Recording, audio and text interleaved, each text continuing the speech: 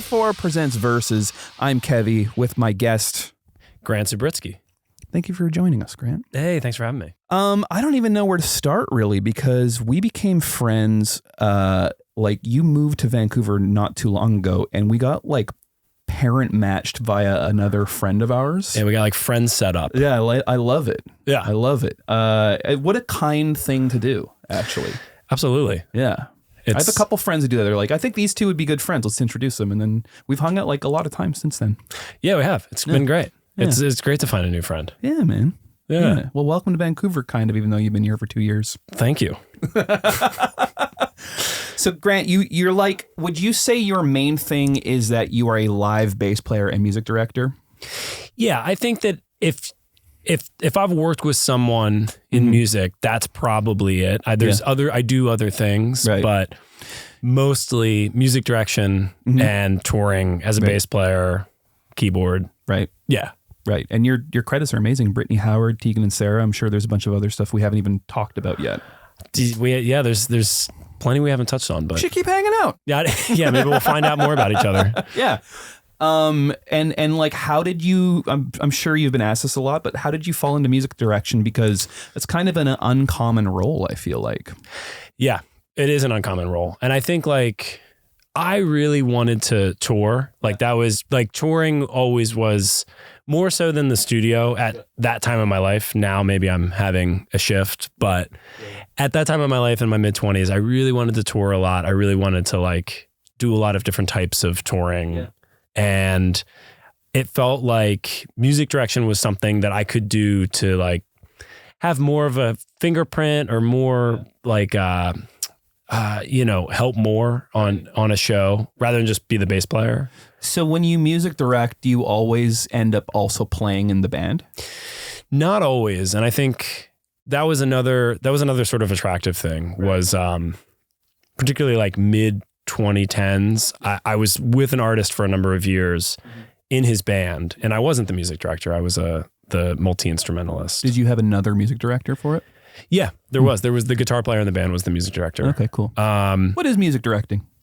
Music directing is like the producer for the live show, translating the recorded material to the stage. Okay.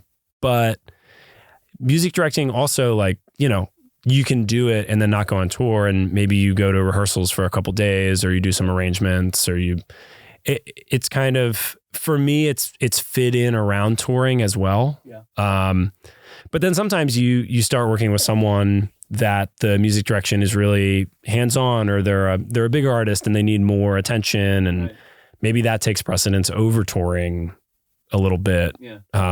That's happened as well. So, I mean, you're freelance as well. It's like kind of whatever works. It's so funny, a freelance, like when I had a day job, it's like, man, I want to be freelance. I could sleep in. And then you become freelance and all you want to do is work because you're scared that maybe there might not be another gig for a while. So it's way more stressful, and you probably work way more. I think so, probably. Yeah. I definitely spend more time. Yeah, I think I spend more time working. Sometimes I wonder if I'm efficient or not. I think you're really efficient. Are you serious? Like, yeah, sometimes because no one, like, if you don't have a boss, no one monitors you. So you get the coolest gigs, and then you get brought back again and again and again. So you're very efficient. Well, I appreciate that reading of my career. Yeah. Well, I'll take it. I'll take it for today. Isn't it funny though, when you get the career that, if you told a 13-year-old version of yourself what your gig would be, 13-year-old you would be like, amazing. But when you have it, you're like, I mean, it could be better. Like you always find a way of disqualifying your incredible achievements. Absolutely. And I think that's like, yeah, it's hard. And I think it's hard to figure out, talking about therapy, like, I think that's a good way to try and recognize. Sorry, I'm going to back up for a second. Yeah. I feel like I don't want to be the person that's like constantly looking back at what I've done. Like I always want to look forward and talk about like what I'm going to do next. Yeah. But sometimes that can be kind of a toxic trait as well. For sure. Well, it's a good way to not be in the moment, which I'm really guilty of. Yeah. Yeah. Yeah. So I am trying to have a better balance about that.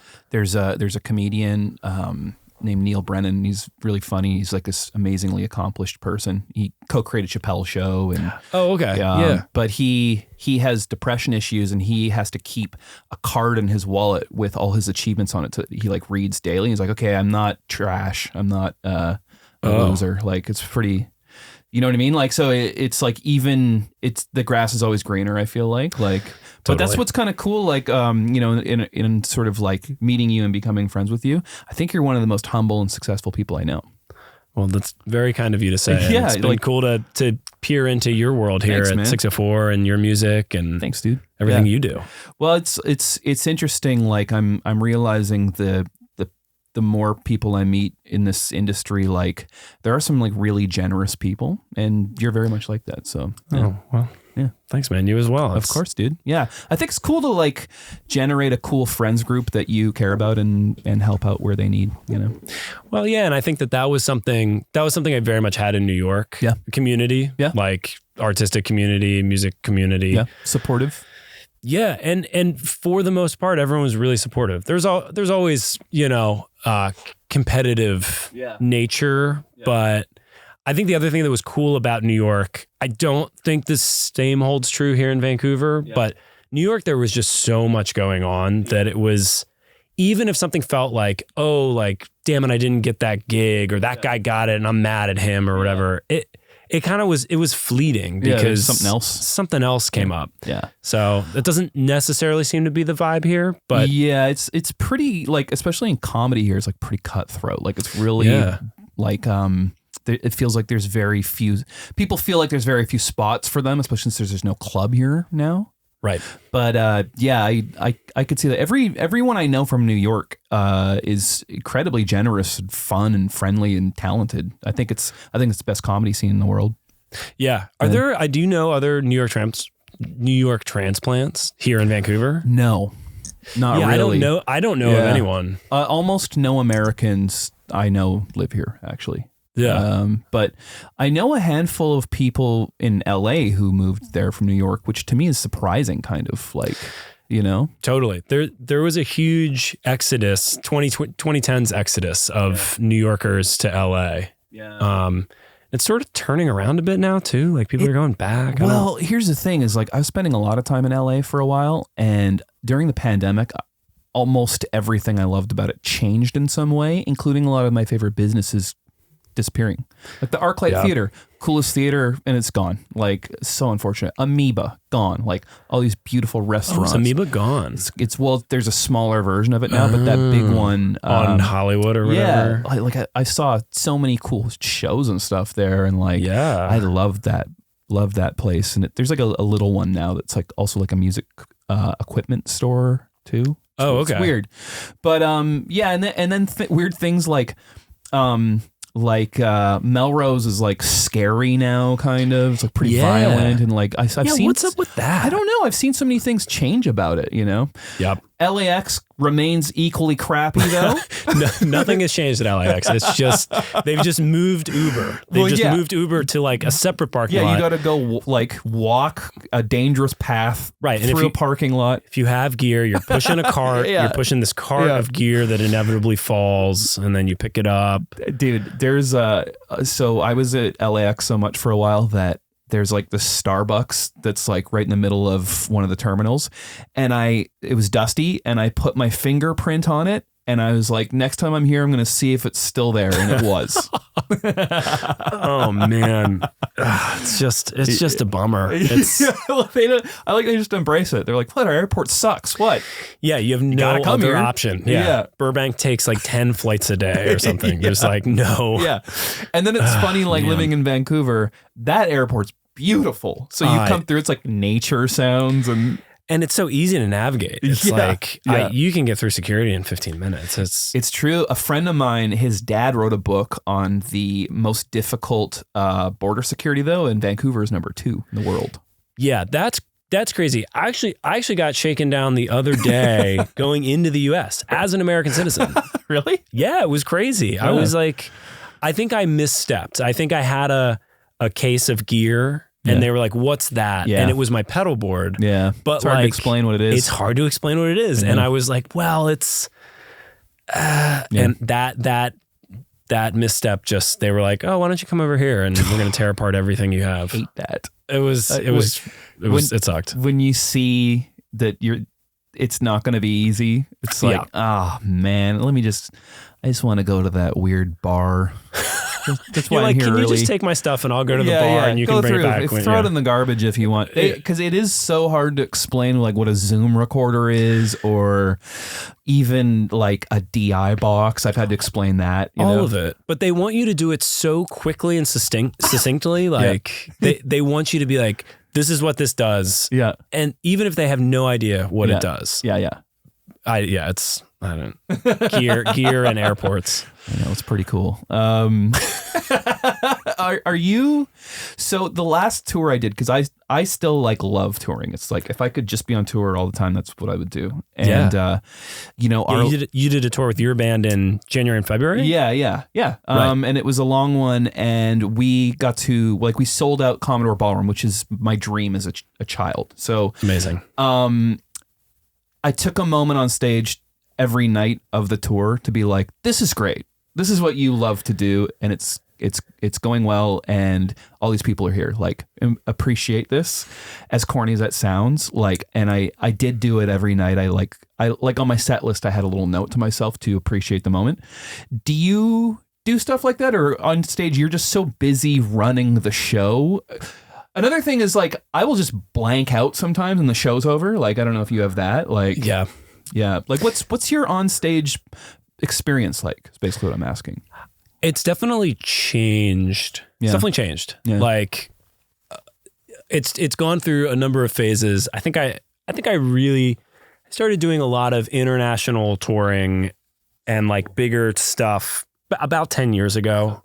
Before that was just a lot of laps of the US, which were also awesome. But I've gone through a number of sort of modes during that time. Like, sometimes it's like I am loving the show and I'm super in it and I'm loving the music and it's all happening and there's people here and then other times I'm like, all right, well, I guess we're gonna play another show because this is like what we do with our lives, and I don't remember where I am because this is another dark room that I have spent most of the day in checking my email. Well, that's the hilarious misconception about touring. Right. The first thing is that it's a vacation. Yeah. Which is so not true, because you're basically having an anxiety attack all day long.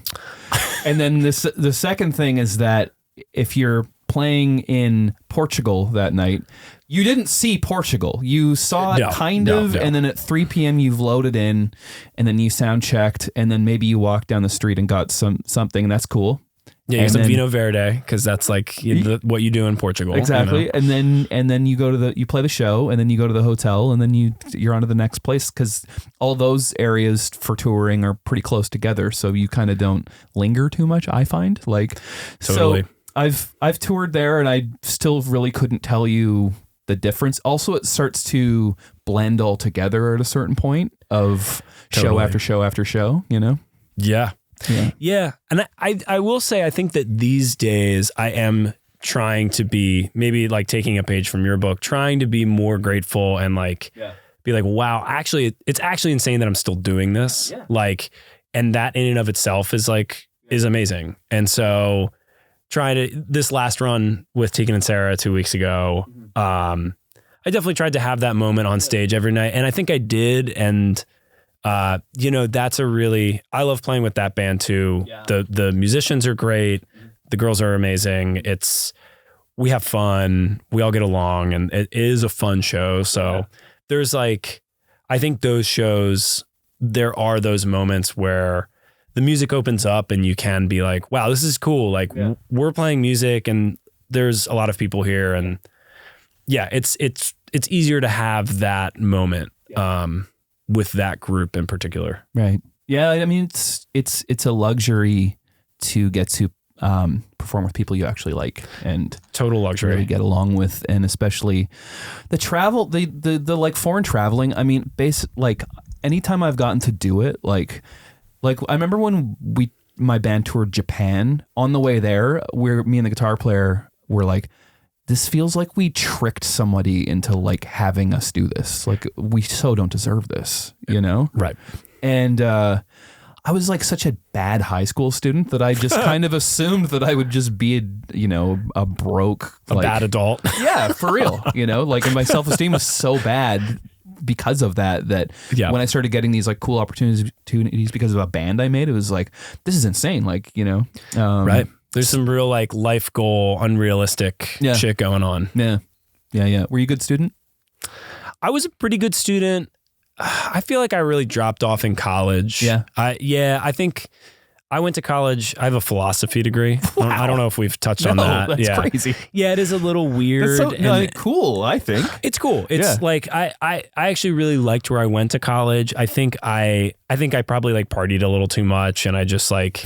Where did you go? I went to Hamilton College. Okay. It's in upstate New York. Cool. It's cool. Yeah. It's small. Yeah. It's like it was smaller than my high school. Wow. Okay. Yeah, which was like a kind of a trippy thing. Yeah.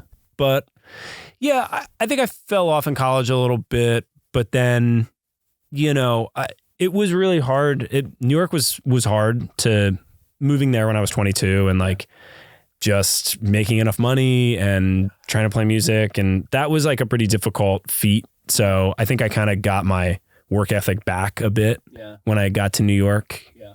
I kind of like let it slouch a bit in my late teens, early 20s. Well, I don't know. It's like high school for me was so difficult to get through that by the time it finishes, like I have to go do more education. It's like the last thing I want to do, but I went to audio school. Okay. Yeah. Yep. But I was still not great at that because it's like I got to like do it. I can't have lectures and stuff like really don't work for me. No, and I think that's where I got a little separated from philosophy, where it's because it's all theoretical, right? Yeah. Philosophy is just theories. Right. And so I think while I liked it and liked the source material, at some point it just felt like, I don't know what I'm supposed to do with this. Like, what am I? It's interesting though. Like it's interesting. It's a cool thing to learn. It helped my like deductive reasoning. You can deduct the hell out of some reasoning. I've seen it. Yeah, I can really deduce. It's funny, like this friend of mine that went to high school with me, like we went to a performing arts high school. Oh, cool. And they literally had to separate us because we were so annoying to the teacher in French class. They separated us, and this is in 8th grade. Flash cuts to 3 years ago, and I produced her comedy album, and it got nominated for a Juno, which is a Canadian Grammy. Yes. How ridiculous. Like, you know what I mean? That's like, a nice full circle moment. It's such a stupid, weird thing. Like, we almost wanted to make that the sticker that we put on the vinyl, Like a picture of you guys from high school. Yeah. It paid off. Yeah. Yeah. It's so weird how different your teenage life is to like when you actually get to start making choices for yourself, I guess is what I'm saying, Yeah. But also too, like, it's cool that both of you stayed within a creative field. Totally. And then got to come back around, 10, 20 years later and do something together and have it be like nationally recognized. Yeah. Thank you. Yeah. It's pretty cool. That's pretty awesome. Do you, when you have children, are you going to be open to them like following in your footsteps music wise? Great question. Or would you be like, this is so stressful. Absolutely do not do this. No, I think both my wife and I really value music and want to provide a musical household. For a profession, I don't know. I think it's like, I think you have to really love it. And even if you really love it, there are so many things that I do in music or in my career that kind of don't have to do with music. Yeah. And those are parts maybe I don't love. Like, but to me, it's like, I still get to do enough music that outweighs the admin or the renting audio gear or like, get these things that you have to do. You have to like look into the bands of the wireless to know what frequency bands are available. Like, it's so funny though. Like I've learned to like really enjoy stuff like that because it's so interesting after you've been in the weeds of it for so long. Sure. You know? Absolutely. Yeah. Like you're a mixer. Yeah, I mix stuff sometimes. Yeah. I think you're like, every time we talk about it, like, I feel like I learned something. So I think you're, so therefore I mix. No, but the kid thing, I would encourage them to, do it. And I think like piano lessons are like in my child's future for sure. Yeah. That is, yes. Yeah. But past that, I think it's going to have to be a bit of like a self-starter scenario. Fair enough. Yeah. Yeah. I don't think What about you? What do you? I don't know. Cause like when I was a little kid, I wanted to be an illustrator, and that's such a like low pressure thing for my mom to like be like, sure, here's some pencil crayons, go crazy. Right. But had I been like, I want to be a drummer, I don't know if she would have been excited about that. Yeah. But I started playing music when I was like 14. It was because my friends started a straight edge hardcore band and they needed a bass player. Okay. And I was like, sure. I just wanted to hang out with them. Right. And then I realized like 3 months in that I was taking my instrument way more seriously than everybody else was. And then now I'm the only one who still does music of those guys. But what a weird way to like enter into it and like realize you love something. Totally. It's probably fairly common actually.